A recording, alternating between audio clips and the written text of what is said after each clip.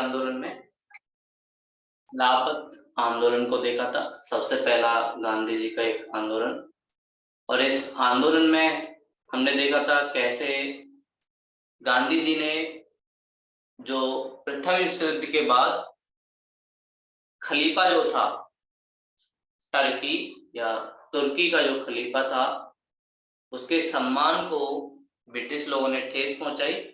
इसके लिए गांधी जी ने 1919 में खिलाफत आंदोलन स्टार्ट किया और सेवर्स की संधि, जिस संधि के थ्रू टर्की का अपमान किया गया, खलीफा के पद को तो हटा ही दिया, साथ में उसके साथ अपमानजनक संधि की गई। उससे भी कहीं ना कहीं दिक्कत हुई इसको, टर्की के लोगों को और मुस्लिम लोगों को, जबकि इन्होंने वादा किया था कि प्रथम विश्व युद्ध के बाद 1914 से 19 जो भी दिक्कत होगी उस टाइम हम मुस्लिम लोगों का साथ देंगे और टर्की के साथ हम भी कोई भी भेदभावपूर्ण संधि नहीं करेंगे, लेकिन ऐसा हुआ नहीं। तो ये सारी चीजें हमने कल देखी थी और हमने देखा कि भाई कैसे इस खिलाफत आंदोलन को चलाने के लिए कुछ लोग गांधी जी के साथ में आए, जैसे लियाकत अली खां, ये साथ में आए। साथ में एक कमेटी का गठन हुआ जिसके अध्यक्ष गांधी जी खुद बने, खिलाफत कमेटी। लेकिन बहुत सारे लोग ऐसे थे जो गांधी जी के खिलाफ भी गए कि किसी धर्म विशेष के मुद्दे को क्यों उसमें इंक्लूड करते हो, जैसे जिसमें हमने देखा जिन्ना, वो गांधी जी की आलोचना करते हैं। साथ में तिलक, वो भी गांधी की आलोचना करते हैं कि किसी धर्म विशेष के मुद्दे को हमें राष्ट्रीय आंदोलन से नहीं जोड़ना चाहिए, वो अलग चलना चाहिए।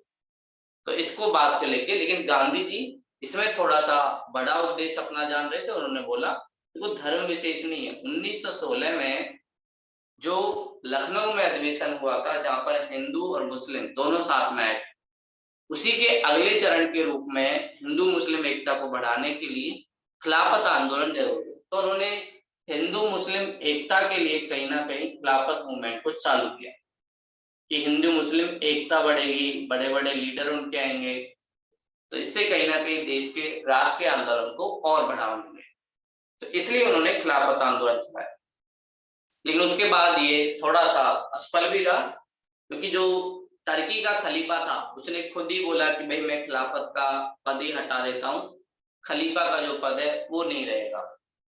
तो ये सारी चीजें उन्होंने बोली और साथ में ही ब्रिटिश लोगों से भी थोड़ा सा हमारा इतना बन नहीं पाया और ब्रिटिश लोगों ने इसके अगेंस्ट बहुत सारे दमन करने की कोशिश की। और फिर अंत में जब असहयोग आंदोलन चला 1920 से 1920 से असहयोग आंदोलन, ये पहला राष्ट्रव्यापी आंदोलन था जो गांधी जी के नेतृत्व में चला। और इस आंदोलन की जो शुरुआत हुई 1920 से 22, इसके बीच इस आंदोलन की शुरुआत हुई। तो 1920 से 22 वाला जो काल है, ये वाला काल असहयोग आंदोलन का पहला वाला काल। असहयोग आंदोलन को चलाने से पहले कुछ कारण थे कि क्यों हम लोगों ने इसको शुरू किया। कुछ कारणों में सबसे पहला कारण था प्रथम विश्व युद्ध से जो आर्थिक कंडीशन हमारी खराब हुई थी। तो प्रथम विश्व युद्ध जो हुआ उसमें काफी ज्यादा आर्थिक नुकसान, भारतीय लोगों की जान तो गई, साथ में ही महंगाई बढ़ी जिसकी वजह से हमें खाद्यान्न मिलना कम हुआ। और ये कब चला? 1914 से 1919। तो इस महंगाई से हम पर काफी ज्यादा आर्थिक बोझ बढ़ा, इसलिए भारतीय लोगों ने प्रथम विश्व युद्ध को किया और असहयोग आंदोलन को स्टार्ट करने की बात की। तो आर्थिक रूप से जो हम पर महंगाई पड़ी, इसका एक कारण था। दूसरा, 1919 में ब्रिटिश ने एक एक्ट लाया जिसे कहते हैं मॉन्टेग्यू चेम्सफोर्ड एक्ट, चेम्सफोर्ड अधिनियम 1919 में आया। और इस मॉन्टेग्यू चेम्सफोर्ड अधिनियम ने बहुत सारी गलत चीजें की। पहला इसने क्या किया, प्रांत में द्वैध शासन कर दिया। कैसे? इन्होंने कार्यों को डिवाइड कर दिया। कुछ कार्यों को बोला कि भैया ये कार्य ऐसे हैं जिन्हें सिर्फ वायसराय के नीचे रहने वाले लोगों को दिया जाएगा। जैसे वित्त का जो काम था, जो पैसे वाली चीज थी, वो अपने पास रखा, और कुछ काम को बोला ये वाले कार्य भारतीय लोगों को ट्रांसफर कर दिए जाएंगे। जैसे शिक्षा का कार्य हो, स्वास्थ्य का कार्य हो, ये सारा काम ब्रिटिश लोगों ने भारतीय लोगों को दे दिया। तो ये सारी चीजें जब हुई तो इससे कहीं ना कहीं भारतीय लोगों को दिक्कत भी हुई, क्योंकि भाई पैसा तो है नहीं, वैसे शिक्षा का काम दे रखे हैं, और इसका मेन मकसद क्या था? भारतीय लोगों के ये बताना कि भैया भारतीय लोग सक्षम ही नहीं है, कैसे हम इनको विधानसभा दे दें। आप कहते हो कि संसदीय प्रणाली दो, लेकिन कैसे आपको संसदीय प्रणाली दें? इसमें तो काफी ज्यादा दिक्कत है, भारतीय लोग खुद ही नहीं कर पा रहे। तो इनका मेन मकसद ये सारी भावनाएं समाज में पैदा करना, इसलिए इन्होंने प्रांत के कार्यों को दो भाग में बांटा है। जो अच्छे अच्छे काम थे वो अपने पास, और जो पैसे वाले काम थे वो, भारतीय लोगों को पैसा नहीं मिलता था, वैसे उनके पास जिम्मेदारी बहुत ज्यादा थी। तो ये ऐसे ही था जैसे बंगाल में इन्होंने किया। बंगाल में जो द्वैध शासन चलाया कि भाई सारा राजस्व वाला काम अपना, और जो कानून व्यवस्था का काम है वो भारतीय लोगों को दे दिया, नवाब को दे दिया। दूसरा कारण ये था मॉन्टेग्यू चेम्सफोर्ड। और तीसरा एक कारण, ये लोग एक एक्ट लेके आए थे जिसका नाम था रॉलेट एक्ट, रॉलेट कानून, और ये 1919 में आया था। इस कानून के द्वारा क्या था, इन लोगों ने क्रांतिकारियों को रोकने के लिए ये रॉलेट एक्ट लेके आया, और इस कानून में बिना वकील के, बिना दलील के, किसी भी भारतीय को पकड़ा जा सकता, उसे ना वकील की सहायता मिलती थी, ना किसी कानून की सहायता मिलती थी कि भैया इसने क्राइम किया है नहीं किया। बस ब्रिटिश पुलिस उसको लेके आ सकती थी, अरेस्ट कर सकती थी, और जब तक उनका मन करता था तब तक उतने साल तक उसे अपने अंदर रख सकते। इसीलिए भारतीय लोगों ने इसे काला कानून कहा। ये काला कानून है जिसने भारतीयों को कोई अधिकार नहीं दिया, ना व्यक्ति की आजादी दी है, ना भारतीय लोगों से पूछा है कि भैया तुमने क्या अपराध किया है। बस ये है कि हाँ भाई तुमने अपराध किया है और हमें शक है, तो शक के आधार पर किसी भी भारतीय को रॉलेट एक्ट के द्वारा पकड़ा जा सकता। तो ये कानून बहुत बेकार था, और इसके खिलाफ भारतीय लोगों ने एक छोटा सा सत्याग्रह, गांधी जी भी उसका नेतृत्व कर रहे थे, रॉलेट सत्याग्रह किया। तो रॉलेट सत्याग्रह इसी कानून के खिलाफ था कि भैया एक काला कानून है, और इस कानून के खिलाफ हम लोगों को एक सत्याग्रह करना चाहिए। और इस रॉलेट सत्याग्रह का एक हिस्सा पंजाब में चल रहा था, जहां पर इसका नेतृत्व जो कर रहे थे सैफुद्दीन किचलू।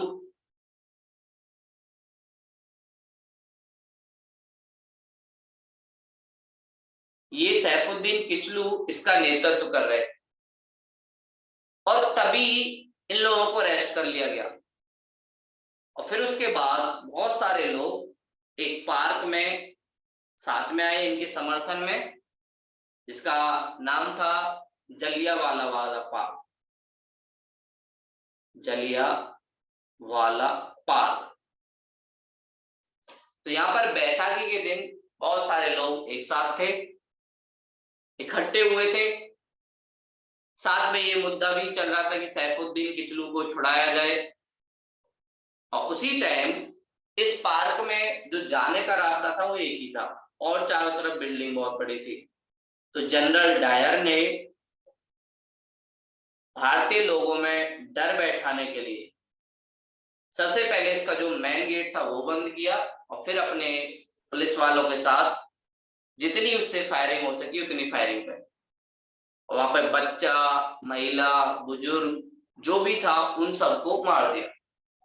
बहुत सारे लोग जान बचाने के लिए एक आसपास में कुआं था उसमें कूदे, एक कुएं में ज्यादा लोग कूदने की वजह से वो लोग भी मर गए।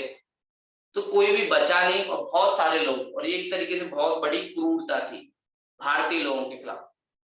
तो इसके बाद हमारे राष्ट्रीय आंदोलन के नेतृत्व करता थे, पूरा देश एकदम गुमसुम हो गया कि भाई ये अंग्रेजों ने क्या किया, इन्होंने जानबूझ के इतने सारे लोगों को मारा है, ना उनके पास कोई हथियार थे। पहले से ही पंजाब में इन लोगों ने धारा 144 लगा रखा, भाई 4 से ज्यादा लोग नहीं रह सकते। लेकिन वो एक समारोह के रूप में एकत्रित हुए थे।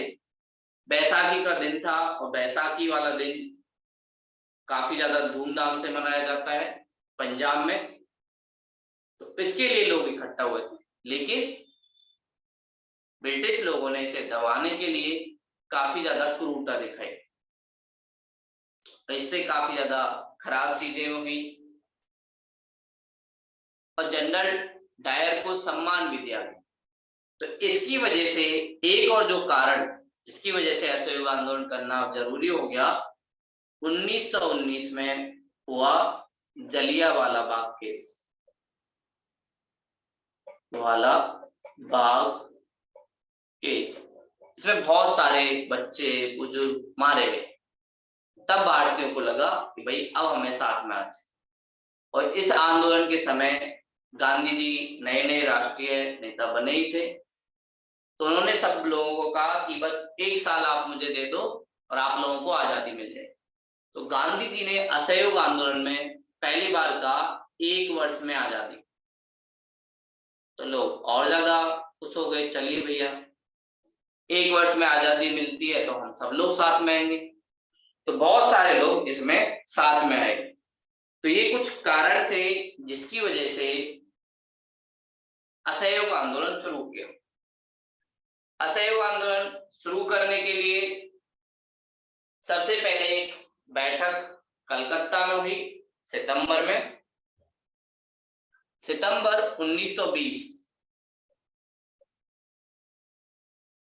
कांग्रेस का एक अधिवेशन बुलाया गया, विशेष अधिवेशन। वैसे कांग्रेस का जो अधिवेशन था वो होता था दिसंबर में, साल के एंड में होता था। तो उसी टाइम एक अधिवेशन बुलाया गया सितंबर 1920। कांग्रेस की बैठक हुई कलकत्ता में। इसके जो अध्यक्ष थे वो लाला लाजपत राय, एक उग्रवादी। वो भी इस चीज को चाहते थे कि जितनी जल्दी हो सके हमें शुरू करना चाहिए आंदोलन। तो लाला लाजपत राय जी अध्यक्ष थे। एक प्रस्ताव आया, इसमें बात की गई असहयोग की। लेकिन वहीं दूसरी तरफ CR दास जो एक उदारवादी थे, उन्होंने इस प्रस्ताव का विरोध किया। शुरुआत में इसका विरोध करते हैं CR दास, और वो बोलते हैं कि अभी हमें आंदोलन करने की जरूरत नहीं है, क्योंकि एक उदारवादी थे और ब्रिटिश लोगों ने बोला था कि भाई प्रथम विश्व युद्ध के बाद हम लोग आप लोगों को कुछ देंगे, कोई विधानसभा देंगे। तो उदारवादियों को लगा अभी तो उन्होंने विधानसभा दी है और हम अगर अभी आंदोलन कर देंगे तो कहीं ना कहीं वो उससे हमसे छीन ना लें। तो इस बात के डर की वजह से CR दास ने इसका विरोध किया। इन बाद में उन्हें समझाया गया, देखो CR दास जी ऐसा नहीं है। गांधी जी ने समझाया और बहुत सारे बड़े लीडर जो थे उन्होंने भी समझाया। और फिर उसके बाद दिसंबर में जो कांग्रेस का अधिवेशन रेगुलर होता था उसमें फिर दोबारा से प्रस्ताव लाया, और इस बार प्रस्ताव को कौन लाए? CR दास ही लेते हैं। ये गांधी जी की ताकत थी कि अपने शत्रु को भी मित्र बना देना। तो गांधी जी ने CR दास से कहा सर आप ये पेश करो, आप हमसे सीनियर भी हो। तो CR दास खुद इस प्रस्ताव को लाए और ये प्रस्ताव पारित हुआ। और फिर उसके बाद दिसंबर 1920 से ही असहयोग आंदोलन की शुरुआत हो गई। तो ऐसे ही जब असहयोग आंदोलन का प्रस्ताव कांग्रेस के वहां से पास हुआ, CR दास भी साथ आए, तो यहीं से शुरुआत हुई। और ये अधिवेशन जो हुआ था वो नागपुर में हुआ था। नागपुर महाराष्ट्र का एक क्षेत्र जो संतरे के लिए काफी ज्यादा फेमस रहता है। तो नागपुर में एक प्रस्ताव पेश हुआ जिसे नागपुर अधिवेशन कहते हैं। इस समय इसके जो अध्यक्ष थे दिसंबर 1920 में, वो राघवाचार्य थे। और इसमें ही गांधी जी ने कांग्रेस को जनता तक पहुंचाने के लिए एक प्रस्ताव और रखा, जिसे हम कहते हैं नागपुर प्रस्ताव। गांधी जी ने बोला हमें कांग्रेस में कुछ सुधार लाने की जरूरत है। अभी तक कांग्रेस में कुछ गिनी चुनी भाषाओं का उपयोग किया जाता था। तो सबसे पहले गांधी ने बोला स्थानीय भाषा में कांग्रेस के बैठक जो है वो होनी चाहिए अलग अलग क्षेत्र में। पहली बात इन्होंने ये रखी। दूसरी बात उन्होंने बोला कांग्रेस की जो सदस्यता है उसकी शुल्क को घटा दिया जाए। सदस्यता शुल्क को कम कर दिया जाए। तो जो सदस्यता शुल्क जो था उसे भी कम कर दिया गया। पहले सदस्यता शुल्क होता था 5 रुपए, उस टाइम के हिसाब से बहुत ज्यादा है। गांधी जी ने इसको कर दिया 25 पैसे और बोला कोई भी भारतीय जो राष्ट्रीय आंदोलन का समर्थन करता है वो कांग्रेस का सदस्यता ले सकता है। तो उसके बाद बहुत जनता कांग्रेस की सदस्यता लेने लगी क्योंकि आसान हो गया। अब वो लोग अपनी भाषा में राष्ट्रीय आंदोलन का प्रतिनिधित्व कर सकते हैं, ये भी उनके लिए आसान हो गया। तो बहुत सारे लोगों ने स्वेच्छा से कांग्रेस की सदस्यता ली और इसीलिए बोला जाता है कि नागपुर अधिवेशन ने एक आधार तैयार किया, कांग्रेस को कहीं ना कहीं जनता तक पहुंचा दिया। तो नागपुर अधिवेशन जो 1920 में हुआ उसमें बहुत सारी चीजें हुई। पहला असहयोग प्रस्ताव पारित हुआ। दूसरा, नागपुर अधिवेशन में गांधी जी ने कांग्रेस को जनता तक लाने के लिए उसे विस्तार किया, सदस्यता शुल्क में कमी लाके साथ में स्थानीय भाषा के। और अब वो बात गलत साबित हुई जब डफरिन कहता था 1885 में कांग्रेस बनी कि कांग्रेस बस कुछ मुट्ठी भर लोगों का समूह, लेकिन अब मुट्ठी भर लोग नहीं, बहुत सारे लोग कांग्रेस से जुड़ गए। तो कांग्रेस अब मुट्ठी भर ना होकर जनता की पार्टी बन गई। तो ये भी एक बड़ा परिवर्तन गांधी जी ने किया कांग्रेस में और इसे राष्ट्रीय आंदोलन की दिशा में एक महत्वपूर्ण माना जाता है कि जनता की भागीदारी होना बहुत जरूरी है। तो ऐसे शुरुआत में हुआ। फिर उसके बाद इस असहयोग आंदोलन के लिए कुछ कार्यक्रम भी घोषित किए गए। भाई आंदोलन लॉन्च कर दिया लेकिन चलेगा कैसे, कुछ चीजें तो होनी चाहिए ना, लोगों को पता तो होना चाहिए कि हमें करना क्या है। तो उसके लिए कुछ कार्यक्रम लॉन्च किए गए और उन कार्यक्रमों में बहुत सारी चीजें रखी गई। जैसे नाम से ही पता चल रहा है असहयोग, मतलब हमें ब्रिटिश लोगों का साथ नहीं देना, उनके खिलाफ खड़े होना है। इसके लिए जरूरी है कि हम ब्रिटिश की कुछ चीजों का विरोध करें, इसीलिए इसको असहयोग कहते हैं। जैसे उपाधियों को लौटाना। ब्रिटिश लोगों ने जो जो हमें उपाधि दी है उन उपाधियों को हमें लौटाना है, और हम लोग अगर उपाधि लौटाएंगे तो कहीं ना कहीं ब्रिटिश लोगों को थोड़ा अपमान फील होगा।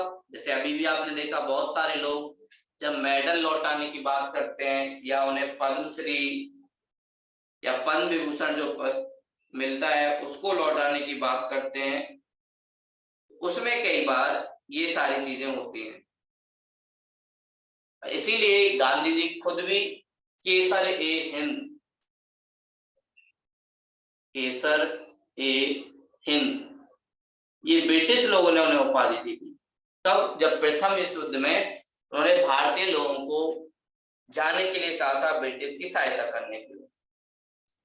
तो पहले उन्होंने बोला उपाधियों को लौटाना, ब्रिटिश ने जो भी हमें सम्मान दिया उसे वापस करना, जिससे इनको थोड़ा सा बेकार फील हो कि हम लोग उनके समर्थन में।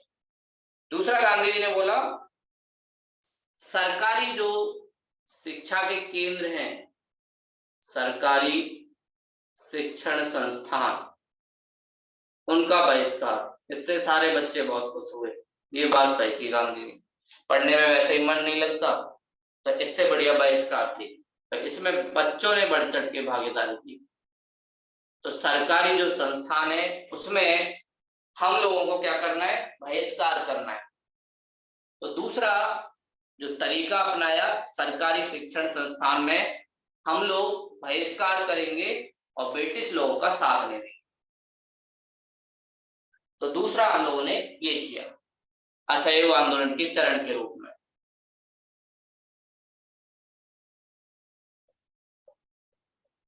तो दूसरा कार्यक्रम ये अपना है कि ब्रिटिश के जो शिक्षण संस्थाएं उनका बहिष्कार करेंगे। तीसरा, न्यायालय, जो ब्रिटिश की न्यायालय है उनका बहिष्कार हम लोग करेंगे। उनकी भागीदारी में हम लोग न्याय नहीं करेंगे, खुद ही अपने आप पंचायत बैठाएंगे और अपने मुद्दों को आपस में ही सुलझाएंगे। ब्रिटिश के न्यायालय में कोई जरूरत नहीं। वकीलों को कहा गया कि वो वकालत छोड़ दें।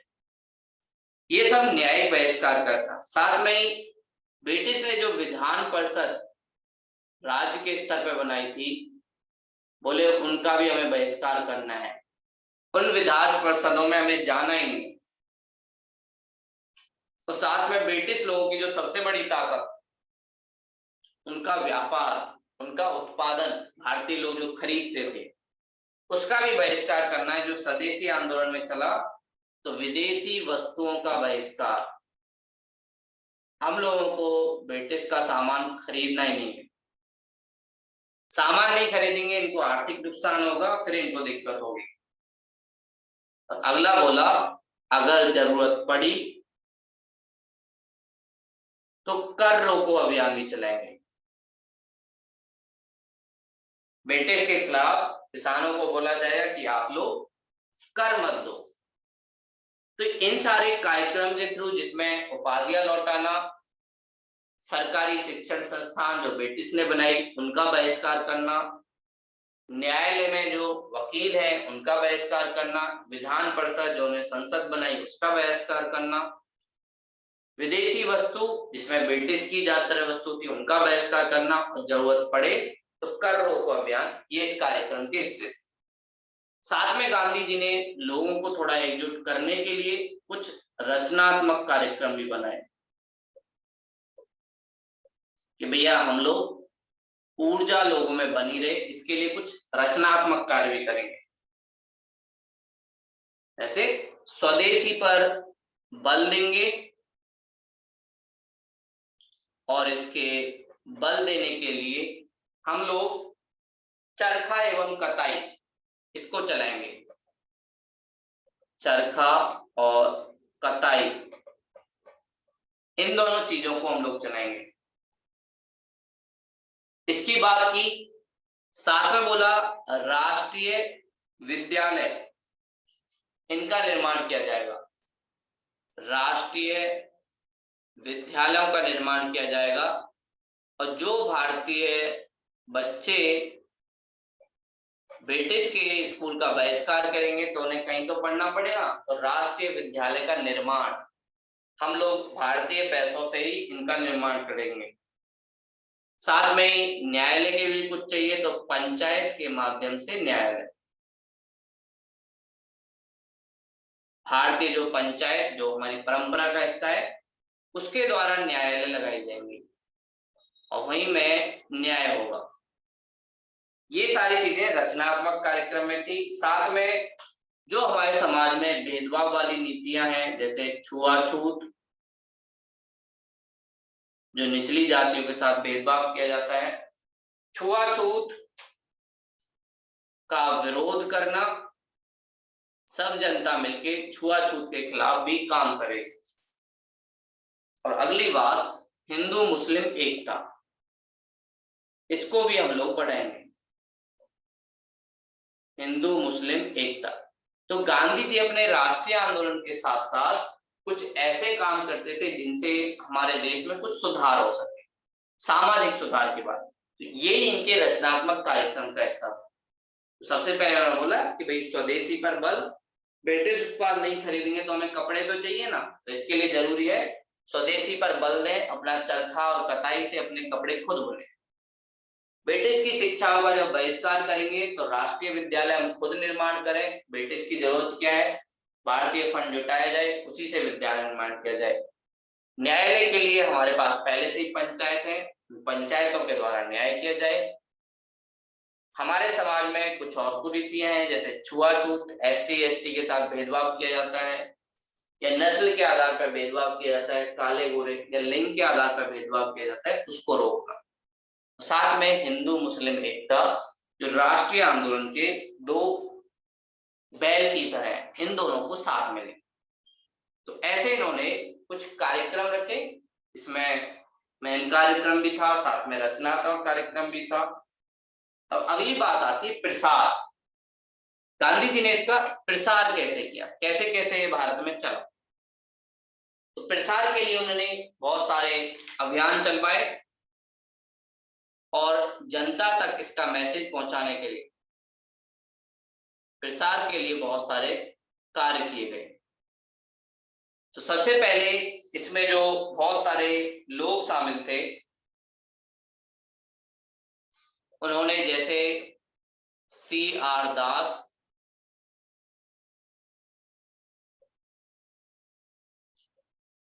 CR दास जो उदारवादी थे, मोतीलाल नेहरू,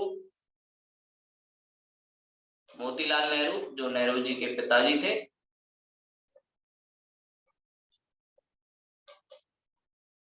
जैसे वकील जो लोग थे, उन्होंने वकालत का बहिष्कार कर दिया,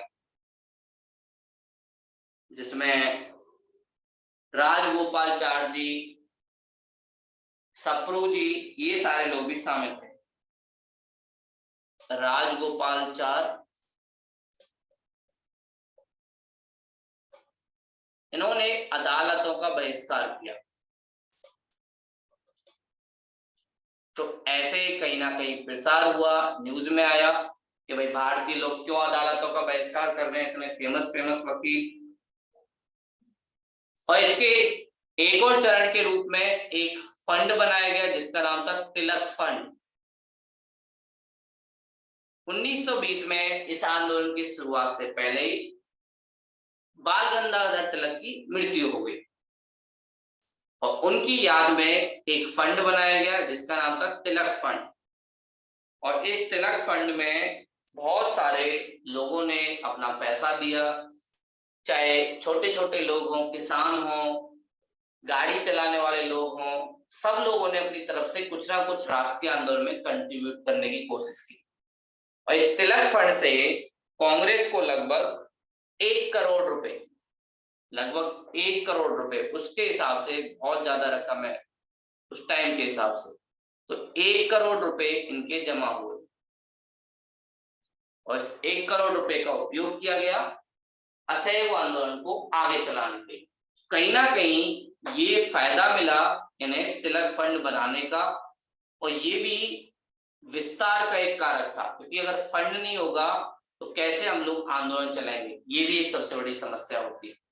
तो इसलिए फंड जब मिला तो उसके बाद प्रसार इसका और अच्छे से हुआ और बहुत सारे लोगों ने इसमें अपना अपना दान दिया, जिसकी जैसी स्थिति थी उस हिसाब से सबने दिया। और सब लोग तिलक जी से प्यार भी करते थे और तिलक जी ने नारा भी दिया था कि स्वराज मेरा जन्म सिद्ध अधिकार है, उसे मैं लेके रहूंगा। इस बात से भी बहुत सारे लोग वाकिफ थे और इसीलिए उन्होंने बढ़ चढ़कर इसमें हिस्सा लिया। फिर उसके बाद प्रसार के रूप में तीसरा जो पॉइंट था, राष्ट्रीय विद्यालय हुए और राष्ट्रीय विद्यालयों के गठन के बाद भारतीय जो बच्चे थे ब्रिटिश के विद्यालयों का बहिष्कार किया और इनमें राष्ट्र की भावना जगाई गई, राष्ट्र भावना जगाई गई और ये बच्चे भी कहीं ना कहीं असहयोग आंदोलन में अपनी भागीदारी दे रहे हैं, क्योंकि अब इन्हें शिक्षा की दिक्कत नहीं थी, माँ बाप को टेंशन नहीं थी कि हमारे बच्चे के भविष्य का क्या होगा। तो इसलिए बहुत सारे भारतीय लोग साथ में आए और मुंबई में अंग्रेजों के जो राजकुमार थे वो आए थे। अंग्रेजों के राजकुमार जब भारत आए तो भारतीय लोगों ने उनका विरोध किया, जिनका नाम था वेल्स। लेकिन गांधी जी इससे खुश नहीं थे। गांधी जी ने बोला नहीं, हमारा कोई मकसद ऐसा नहीं होना चाहिए किसी व्यक्ति को हमें टारगेट करना, क्योंकि गांधी जी बात करते सत्याग्रह की। तो वो ये नहीं मानते थे कि ब्रिटिश हमारे विरोधी है, बोले ब्रिटिश लोग भटक चुके हैं, उन लोगों को पता नहीं है कि वो गलत कर रहे हैं। तो गांधी जी इस चीज का विरोध करते थे, किसी व्यक्ति को हमें टारगेट नहीं करना है कि उसके खिलाफ बोलना है या उसके खिलाफ बोलना है, ऐसा हमें नहीं करना। तो गांधी जी ने यहीं पे बोला कि भाई स्वराज की गंध से मेरे नथने फटने लगे हैं, कि मैंने जो बोला था 1 साल में आप लोगों को स्वराज दूंगा, वो स्वराज की गंध से नथने फटने लगे हैं, क्योंकि आप लोग समझ ही नहीं पा रहे। और मैंने जो बात की थी अहिंसा, उसे अगर नहीं रखोगे तो ब्रिटिश लोगों को दमन का मौका मिल जाएगा। वहीं दूसरी तरफ कुछ लोग ऐसे थे जो गांधी जी के इसमें खिलाफ भी थे, जैसे मोहम्मद अली जिन्ना।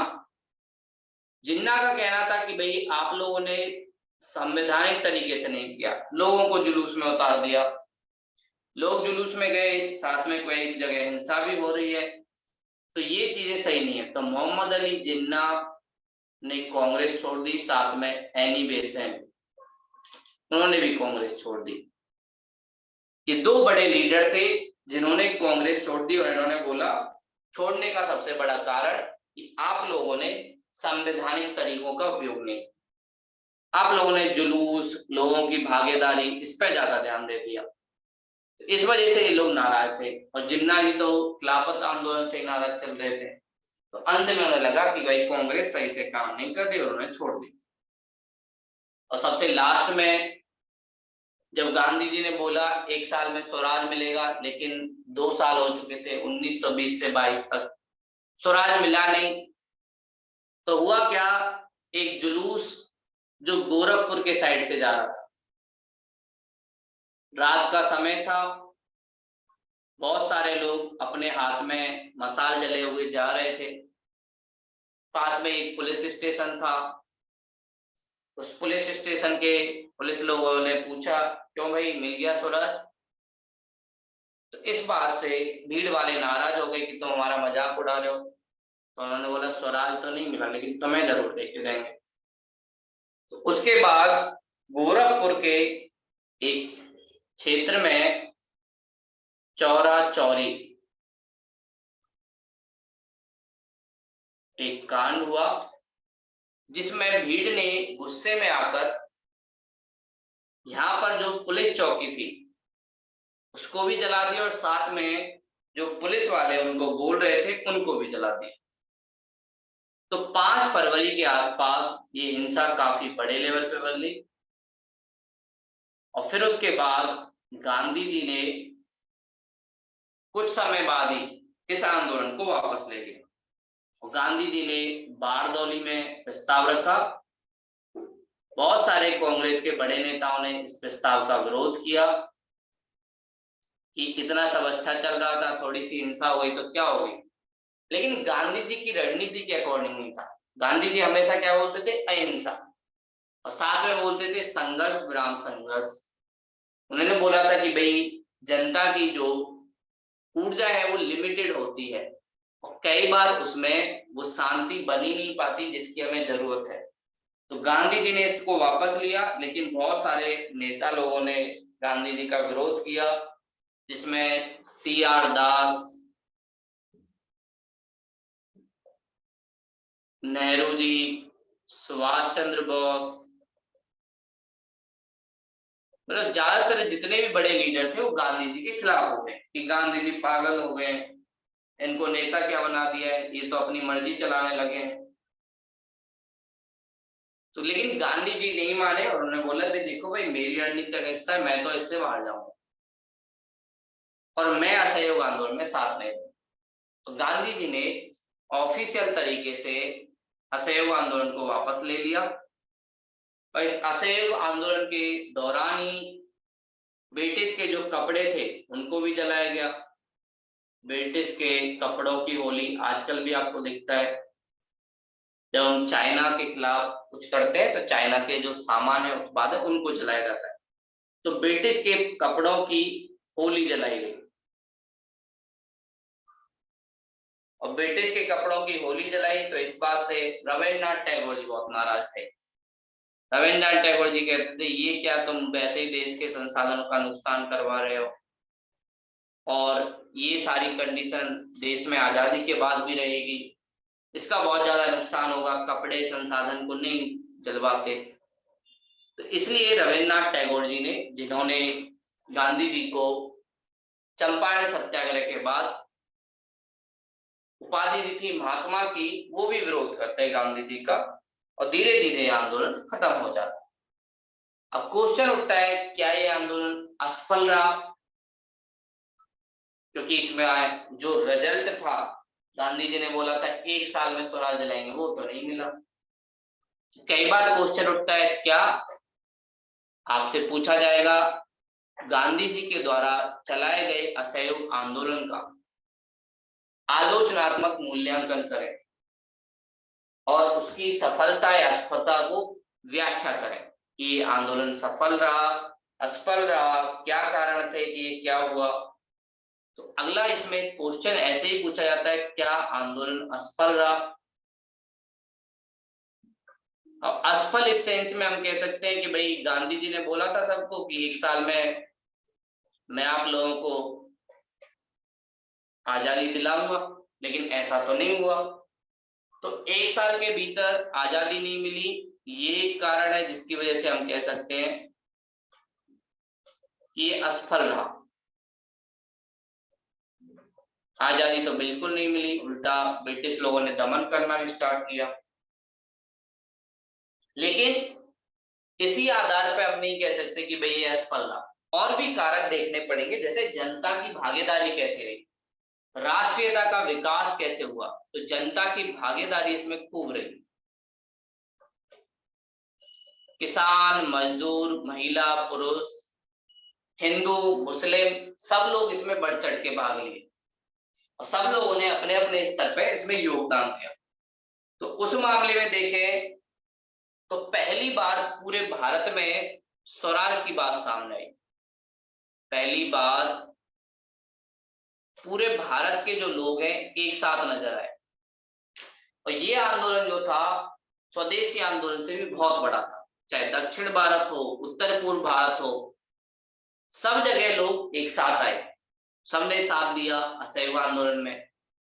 किसान हो, हिंदू मुस्लिम हो, इस आधार पे हम कह सकते हैं कि भाई असफल तो नहीं रहा। सामाजिक आधार जो राष्ट्रीय आंदोलन का, उसको इसने बढ़ाया, और सामाजिक आधार बढ़ने की वजह से कहीं ना कहीं हम लोगों को भी फायदा हुआ।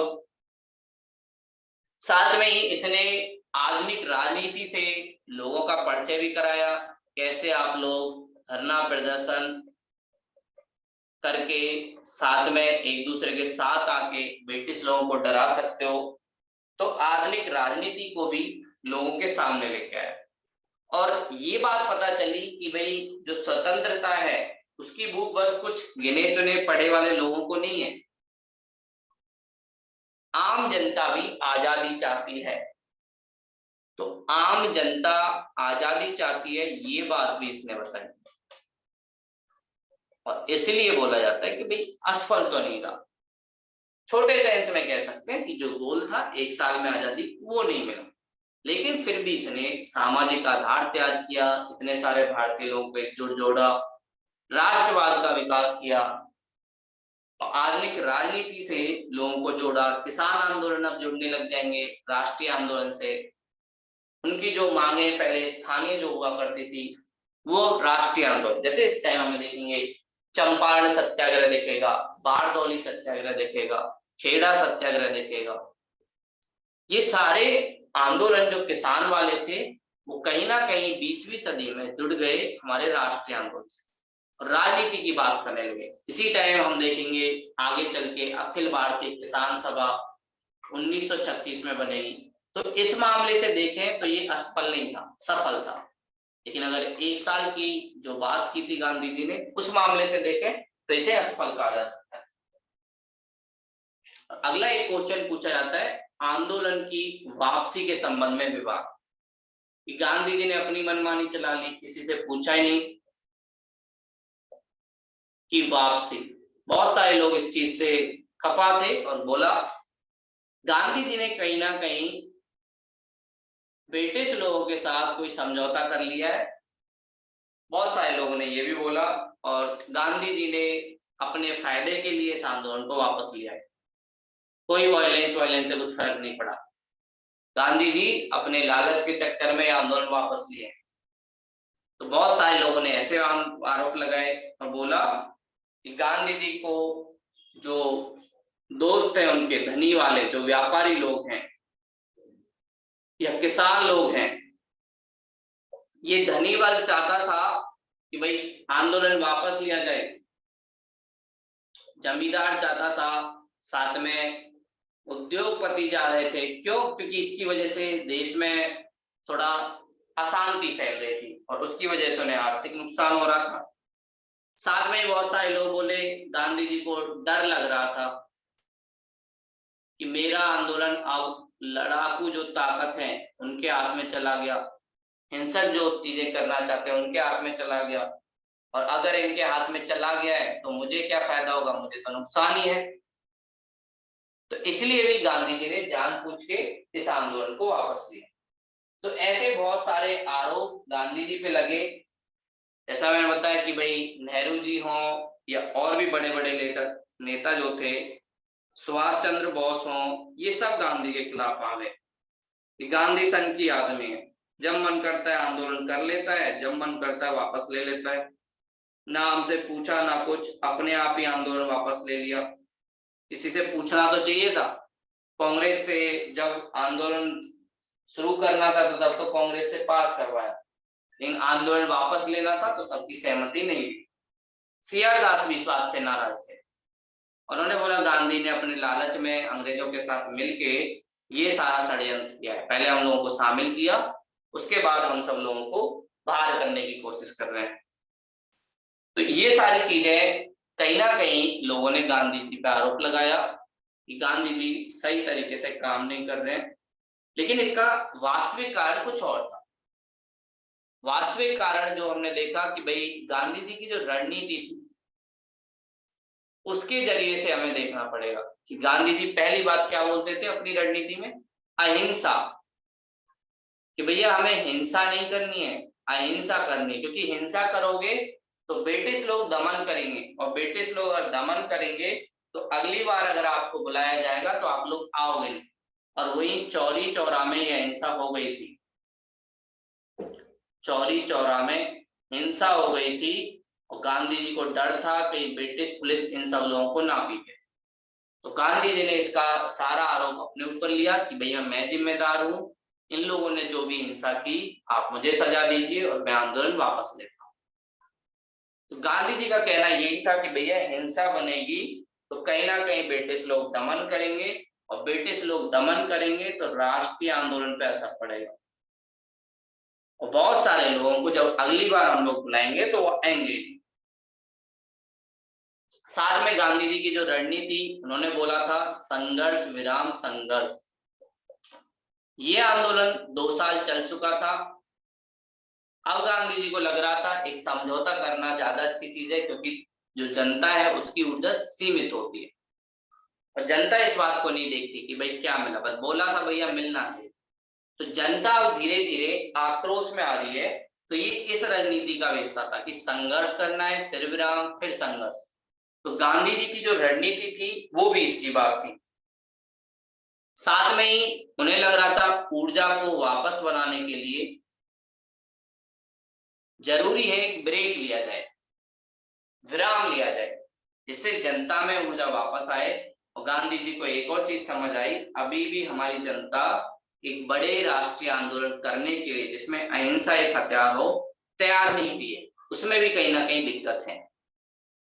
ये भी बात उन्हें समझ आई। और साथ में रही बात, उन्होंने बोला बहुत सारे लोगों ने गांधी जी किसानों के खिलाफ थे, गांधी जी ने अपने लोगों के साथ किया। तो ऐसा नहीं था, क्योंकि उन्होंने चंपारण सत्याग्रह, इस आंदोलन से पहले भी किसानों का साथ दिया जो 1917 में हुआ। साथ में उन्होंने खेड़ा गुजरात में जो किसानों ने किया फसल खराब होने की वजह से 1918, उसमें साथ दिया किसानों का। साथ में ही उन्होंने जो बारडोली में सरदार वल्लभ भाई पटेल के नेतृत्व में हुआ, उसमें उनका साथ दिया, जो इसके बाद हुआ था। तो ऐसा सही कहना कि गांधी जी किसानों के विरोध थे या जमींदारों के साथ थे, ये बात सही नहीं है। उन्होंने जो भी उनसे हुआ उतना करने की कोशिश की, लेकिन उनकी रणनीति का हिस्सा था कि अगर 1 साल में नहीं मिलेगा तो दिक्कत होगी। और बात रही लड़ाकू ताकत, बहुत सारे लोगों ने बोला गांधी जी को डर लग रहा था कि भाई अब आंदोलन का नेतृत्व मेरे से किसी और के हाथ में चला गया है, किसान मजदूर के हाथ में चला गया।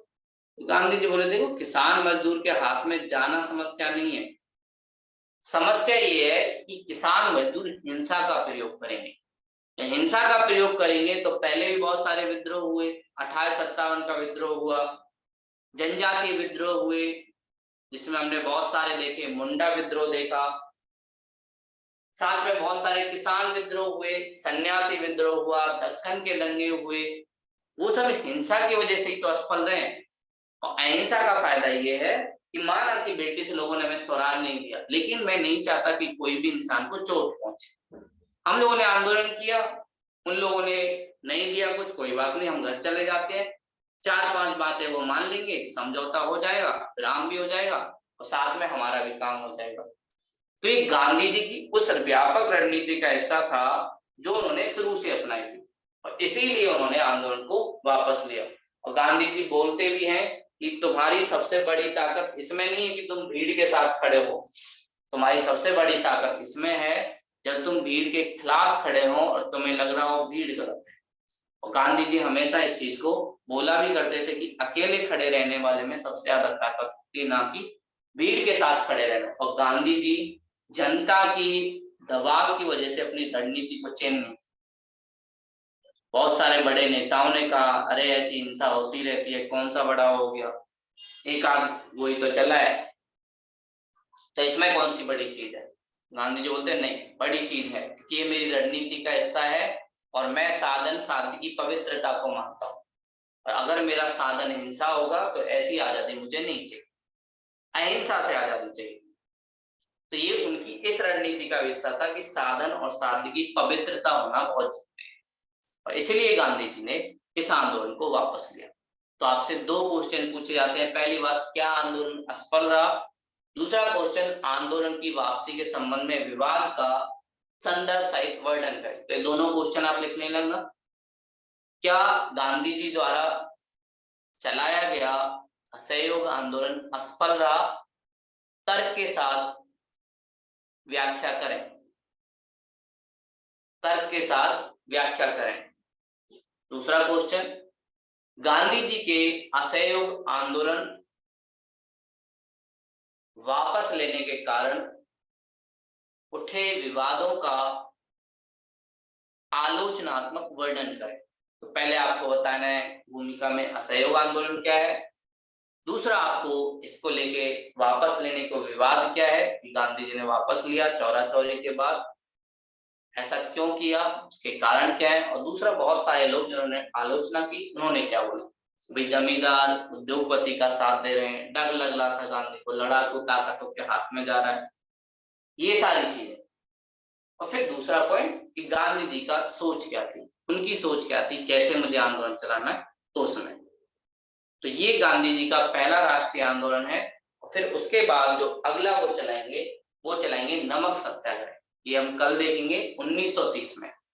अब गांधी जी 8 साल का लगभग ब्रेक लेंगे और उन्हें लगेगा रचनात्मक कार्य करने पर जोर देना चाहिए, लोगों में एकता बढ़ानी चाहिए, लोगों में अहिंसा को और ज्यादा बढ़ावा देना चाहिए। कैसे लोग समझेंगे कि अहिंसा ताकत है, अहिंसा कायरता नहीं है, हिंसा से भी बड़ी ताकत है अहिंसा।